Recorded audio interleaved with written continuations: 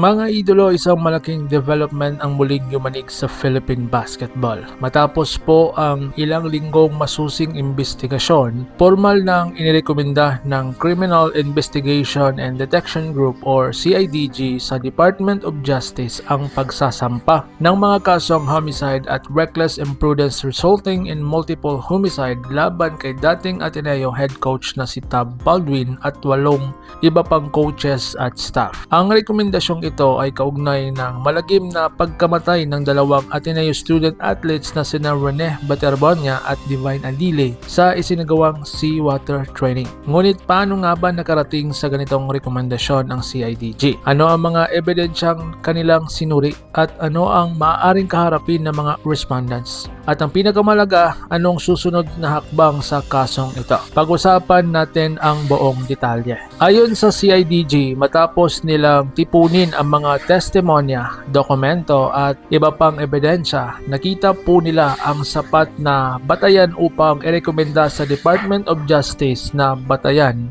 ang pagsasampa ng karagdagang mga kasong kriminal. Gayunman, mahalagang linawin na hindi pa ito nangangahulugang may kaso sa korte. Ang rekomendasyon ng CIDG ay isa pa lamang hakbang sa proseso. Ang DOJ pa rin ang magsasagawa ng preliminary investigation upang alamin kung may probable cause o sapat na basihan para magsampa ng formal na kaso laban sa mga respondents. Ibig sabihin, maaari pa ring tanggapin, baguhin o hindi ituloy ng DOJ ang rekomendasyon nito depende sa kanilang magiging pagsusuri sa lahat ng ebidensya. Bukod pa rito, nanatili ring hiwalay ang naunang reklamo kaugnay ng umano'y paglabag sa Anti-Hazing Act. So ngayon, sino ang inirekomendahan? Hindi lamang si Coach Tab Baldwin ang kabilang po sa listahan. Kasama rin sa mga inirekomendang respondents ang ilang assistant coaches, strength and conditioning coaches, physical therapists at student managers na umano'y may naging partisipasyon sa pagplano, pangangasiwa at pagsasagawa ng naturang seawater training. Ayon sa CIDG, layunin nilang matukoy ang posibleng pananagutan ng bawat individual batay sa naging papel nila sa aktibidad. So ngayon ang tanong, bakit daw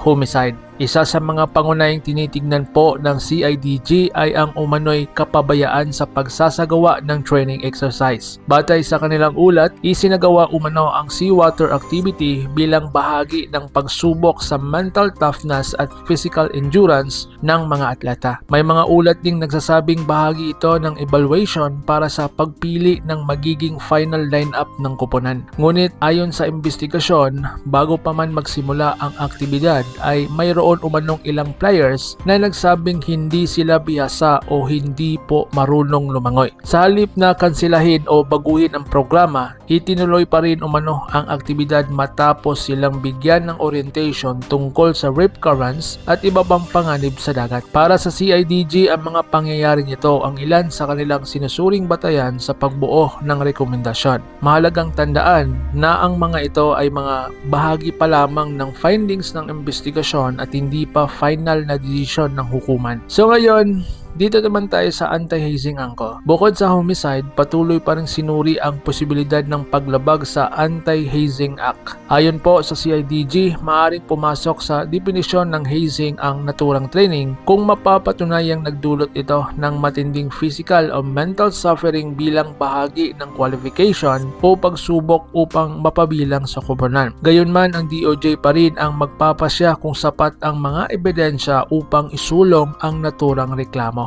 Habang nagpapatuloy ang investigasyon, napaulat ding hindi agad personal na humarap ang ilan sa mga respondents sa unang pagpapatawag ng CIDG at sa halip ay mga abogado muna ang kanilang kinatawan. Samantala, nagpalabas din ng Department of Justice ng Immigration Lookout Bulletin Order laban kay Coach Tab Baldwin. Ngunit mahalagang ipaliwanag na ang lookout bulletin ay hindi travel ban. Hindi rin ito nangungulugang guilty ang isang tao. Ayon sa mga ilang sources, Tapos lumabas na daw si Coach Tom Baldwin sa ibang bansa. At ayon sa isang mga sources, isa lamang itong administrative measure upang maabisuhan ang DOJ kung sakaling bumiyahe palabas ng bansa ang isang respondent habang nagpapatuloy ang investigasyon. Alam naman natin na may mga rumors na lumabas na daw si Coach Tom Baldwin sa bansa. Ating tignan sa mga susunod pang mga updates. So dito naman tayo sa panig ng pamilya. Samantala, nagipagpulong naman ang pamilya ng Rene Baterbonia sa CIDG upang malaman ang resulta ng kanilang investigasyon. Ayon sa kanilang abogado, pinag-aaralan din nila ang posibilidad ng paghahain ng supplemental complaint kung kinakailangan upang madagdag pa ang mga ebidensyang ihaharap sa Department of Justice. Iginiit ng pamilya na ang kanilang hangarin ay makamit ang hustisya para kay Rene sa pamamagitan ng tramang proseso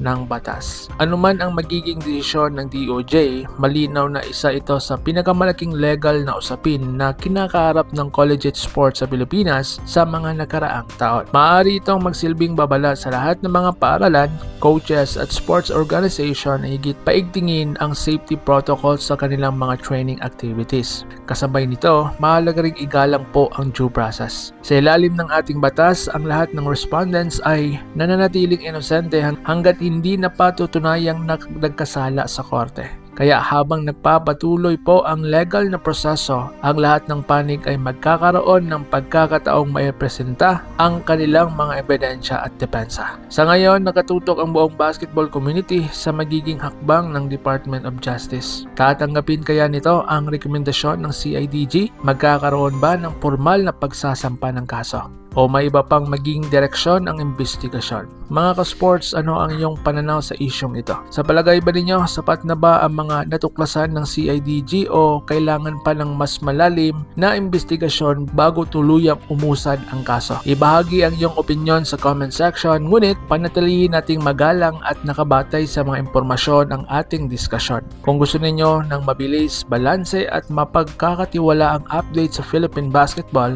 at iba pang mahalagang balita, huwag pong kalimutang i-like ang video, mag-subscribe sa ating munting channel at pindutin ang notification bell para lagi kayong updated. Maraming salamat sa inyong panunood at magkita-kita tayo sa susunod nating video.